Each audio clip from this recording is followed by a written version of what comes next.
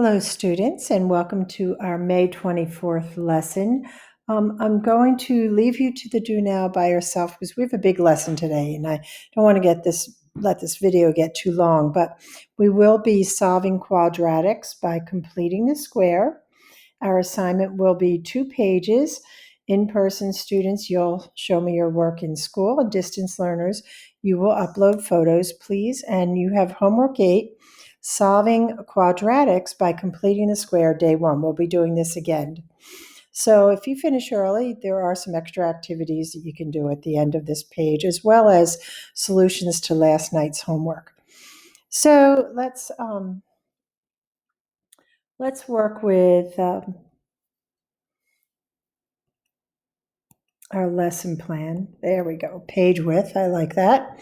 So we're going to use something called completing the square today to solve quadratics.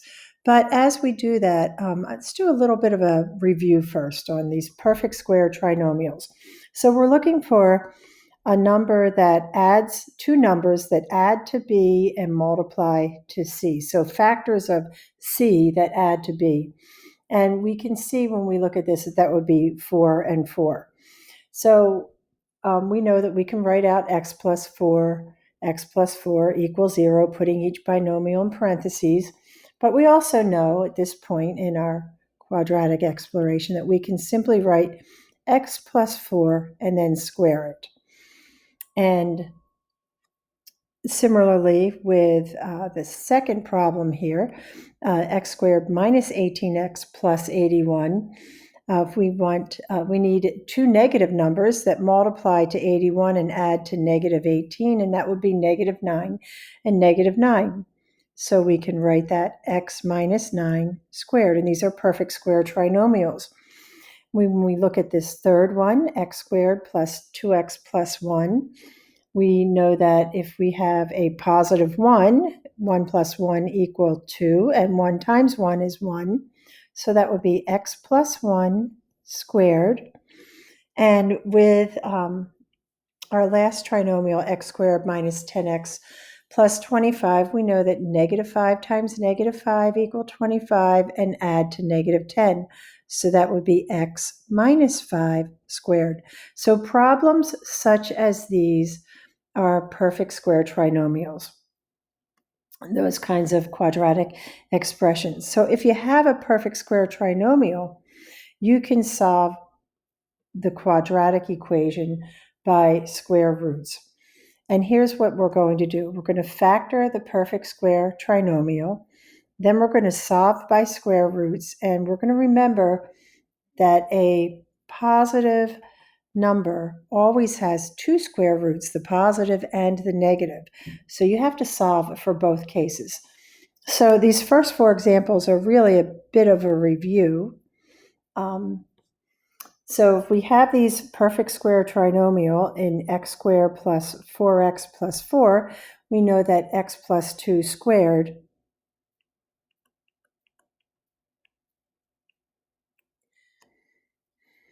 is the factored form of that trinomial. And we can set that equal to 25. So now we're going to go ahead and we're going to take the square root of each side. And remember, the square root of a perfect square is that very quantity in the square. So what we would end up with is x plus 2 equals 5. And we know that because we took the square root, we have to include the plus or minus of 5. And when we move 2 to the other side of the equation, x equals negative 2. Let's write that a little neatly. I'm going to rewrite this for you. So we'll have that x plus 2 equals plus or minus the square root of 25, which is 5. We move 2 to the other side, so x will equal negative 2 plus or minus 5, which means x will equal, we'll use set notation, negative 7 or 3. Because when we add negative 2 to 5, we get 3. When we add it to negative 5, we get negative 7. And that would be our final answer. Looking at number 2, we need two numbers. They're both going to be negative. They add to negative 12 and multiply to 36, and that would be minus 6, negative 6. So we can say x minus 6 squared equals 81. And we go ahead and take the square root of each side. And we end up with x minus 6 equals plus or minus 9. That would mean that x is going to equal negative 3 or 15, because it would be x equals 6 plus or minus 9. So this would be our final answer. In number 3, we need two numbers. They'll both be negative that multiply to 49 and add to negative 14. So that would be negative 7. So x minus 7 squared will equal 4. We will take the square root of both of those.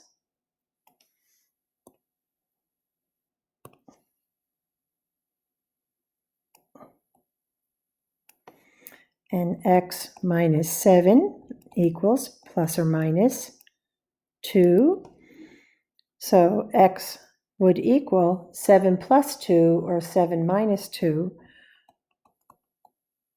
which would be 5 or 9.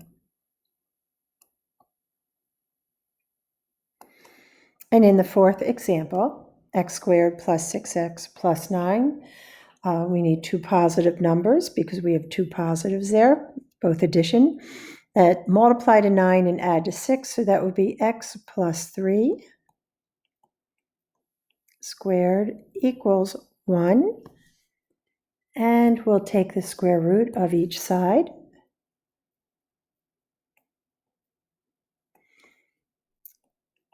And x plus 3 will now equal plus or minus 1, which means that x equals negative 4 or negative 2.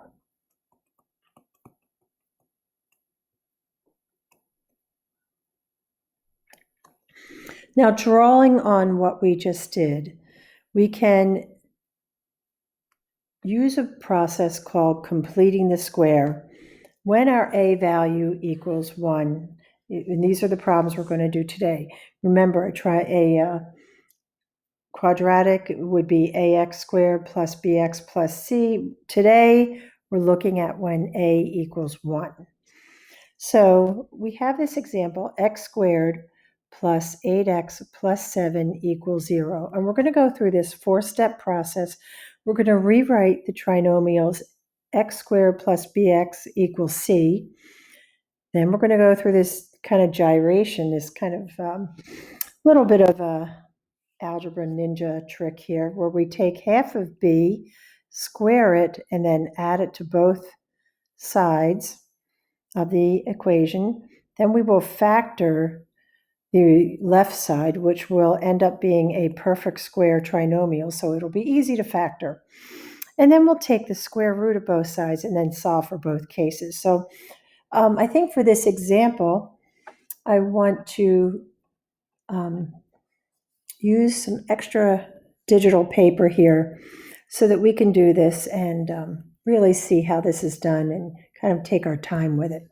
So we've got our first problem, x squared plus 8x plus 7 equals 0. So we're going to rewrite it as in the form of ax squared plus bx equals c. And we do that, and it will be x squared plus 8x equals negative 7. Now we're going to take half of b, square it, and add this amount that we came up to both sides. So if we've got our x squared plus 8x equals negative 7, half of the b value, our b value is 8, so half of it is 4. And we're going to square that 4 and that equals 16. And then we're going to add that to both sides. So let me rewrite that. That would be x squared plus 8x plus 16 equals negative 7 plus 16. Now, the quantity on the left is now a perfect square trinomial. And we will combine like terms on the right. Negative 7 plus 16 will be 9. So let's rewrite this, what we have now at this point, which is, let's actually factor the left side. So let's rewrite it and factor it. X squared plus 8x plus 16, and then we have equals 9. And when we factor the left side,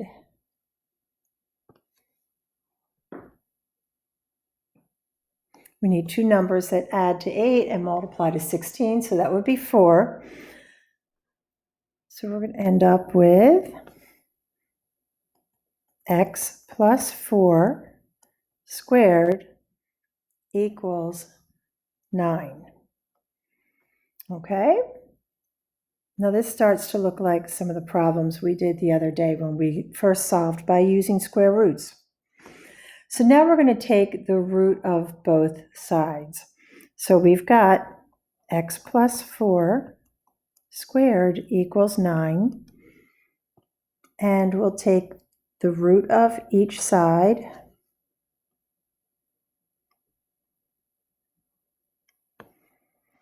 and then we will solve for both cases. So at this point we have x plus 4 equals plus or minus the square root of 9 is 3. That means that x equals negative 4 plus or minus 3, which means in set notation that x equals negative 7 or negative 1. So that's the process we're going to use to solve our problems today. So it's going to take us a little while. So we've done this on the other paper. So let's start with number 5, and we'll do a few together. And we're starting with x squared minus 12x plus 27 equals 0. So we need two numbers. It's a perfect square. Well, first we rewrite. X squared minus 12x equals negative 27. Okay, I had to make that negative. Now we're going to take the negative 12, which is our b value. We're going to take half of it. So that would be negative 6. And we're going to square it, and we're going to add it to both sides. So that would be x squared minus 12x plus 36 equals negative 27 plus 36.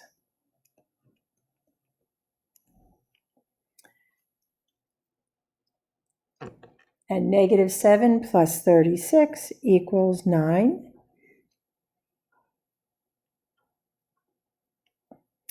And when we factor x squared minus 12x plus 36, we need two numbers that add to negative 12 and multiply to 36, and that would be negative 6. So that would be x minus 6 squared. Now we will take the square root of each side, which leaves us with x minus 6 equals 3. When we move x to the other side, remember that's plus or minus 3 because we took the square root, that would be 6 plus or minus 3.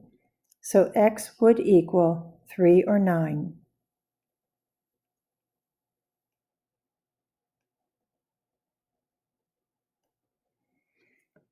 Okay, let's do number 6. So we're going to rewrite it first. X squared plus 4x equals 5. Then we're going to take half of 4, which is 2, and square it, and that equals 2 times 2 is 4. We're going to add 4 to both sides.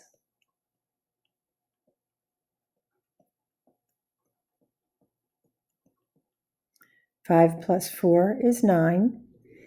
So we'll factor the perfect square trinomial on the left. We need two numbers that add to 2 and multiply to 4, and that would be a positive 2. So we'll have x plus 2 squared equals 9. And then we'll take the square root of each side. On the left side, we have x plus 2. On the right side, we have 3. And that would be plus or minus 3 because we took the square root. So x would equal 2 plus or minus 3, which means that x would equal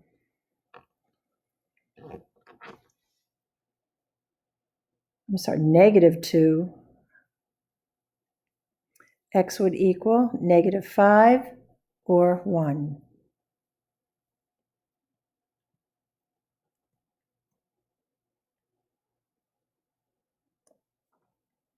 Because when we moved 2 to the other side, that made it negative. Okay,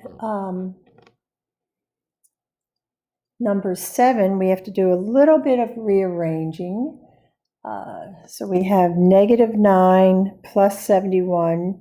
So we're going to move the 18x to the left and move the 71 to the right and combine it with the negative 9.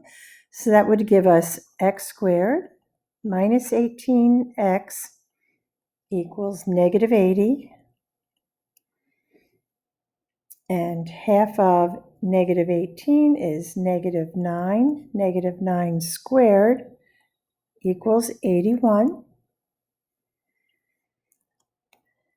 And we will add 81 to both sides, which gives us x squared minus 18x plus 81 equals negative 80 plus 81 equals 1. So on the left side, we need two numbers that add to negative 18 and multiply to positive 81, and that would be negative 9. So we have x minus 9 squared equals 1. Now we will take the square root of each side, so that x minus 9 equals plus or minus 1. So x would equal 9 plus or minus 1, which means that x equals 8 or 10.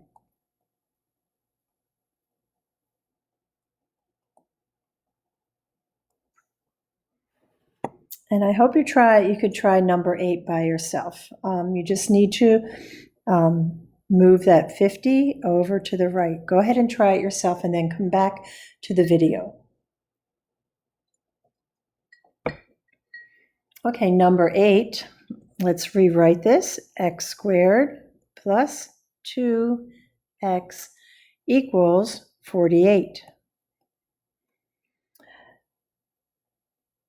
So now we're going to take half of, I wrote 8 instead of x. So now we're going to take half of 2 and square it. So 1 squared equals 1.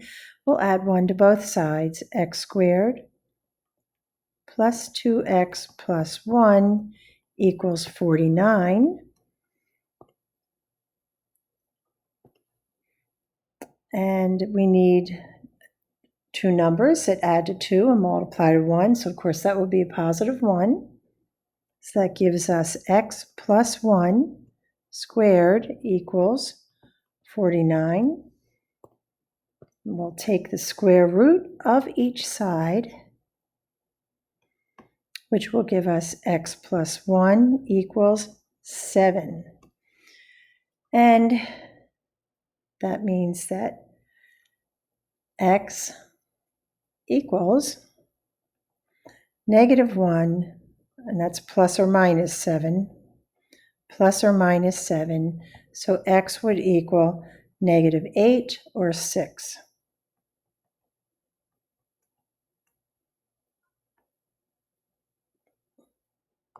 Well, how are you doing so far with this?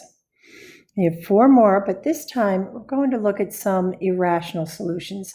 And you'll find them very much like the ones we did last week, except we didn't have the completing the square part last week. So the first one is already is in standard form, so we're going to rewrite that as x squared minus 2x equals 4. Now we're going to take half of 2, I wrote an x again, I wrote an 8 again, and take half of 2, which is -1, square it, which equals 1, and add it to both sides. X squared minus 2x plus 1 equals 4 plus 1 is 5. So we've got an irrational number there. We need two numbers that add to -2 and multiply to +1, so that would be -1. So x minus 1 squared, remember this is our perfect square trinomial on the left, equals 5. And we'll take the square root of each side. And x minus 1 equals plus or minus the square root of 5. And we cannot simplify that any further, so we're going to have x equals 1 plus or minus the square root of 5. And our work is done. So number 10, first we'll rewrite it, x squared plus 16x equals -46. We will take half of 16, square it, and add it to both sides. X squared plus 16x plus 64 equals -46 plus 64 is 18. So it's not a perfect square there. So we do have this perfect square trinomial on the left, which we can factor as x plus 8 and x plus 8. So that would be x plus 8 squared equals 18. We'll take the square root of each side. And 18 can be thought of as the square root of 9 times the square root of 2. So let's rewrite that. So on the left, we have the square root of x plus 8 squared, which is x plus 8. On the right, we can think of this as the square root of 9 times the square root of 2, which will equal 3 times the square root of 2, and that's plus or minus. So our work is pretty much done. We just need to move 8 to the other side.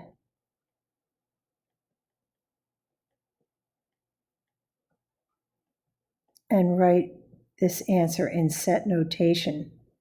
So that would be -8.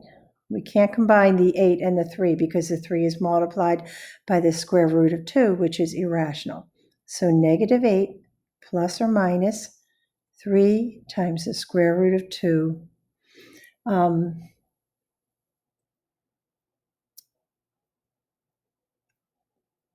make sure to put a box around your answer. So let's try these last two. I think it'd be great if you try them yourself. We have to do some moving. We have -1x, which we are going to move to the right. So that would give us x squared plus 8x. And then we have a positive 7, which will move to we'll move the x to the left, we'll move the positive 7 to the right and combine it with the 66. Let me draw that again, which would give us 59. Now we're going to take half of 8, square it, and add that to each side. So on the left, we're going to have our perfect square trinomial. I'm going to change my color.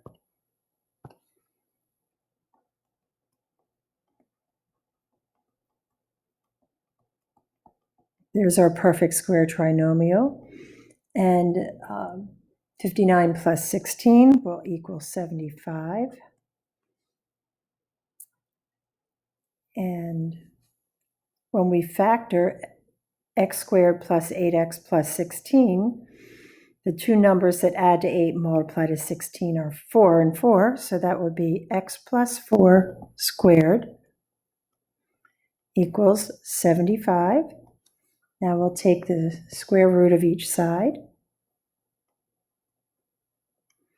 So on the left side, we have x plus 4. On the right side, we can think of that as the square root of 25 times the square root of 3. So we can say x plus 4 equals plus or minus, the square root of 5 is 25, and we'll leave 3 under the radical. So in set notation, our final answer is, when we move 4 to the other side, it's negative 4 plus or minus 5 times the square root of 3.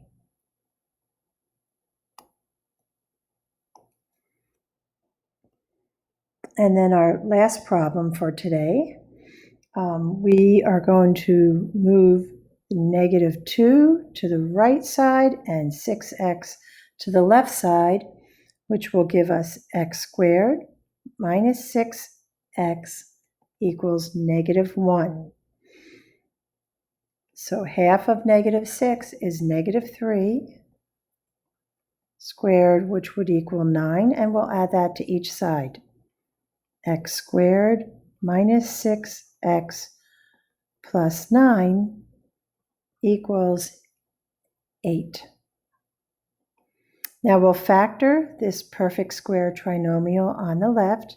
We need two numbers that multiply to 9 and add to negative 6, so that would be negative 3. So x minus 3 squared equals 8. Then we'll take the square root of each side. On the left, we will have x minus 3 equals, we can think of that 8 as 4 times 2, so it would be square root of 4 times the square root of 2, and the square root of 4 is 2. And when we move it, x to the other side, our final answer will be that x equals 3 plus or minus, we need the plus or minus there as well, 2 times the square root of 2. And that is our final answer. So there's a lot of steps involved. They take a little practice, but it's pretty straightforward. It's a matter of just following all of the steps carefully. Review this part and review this section of the video here.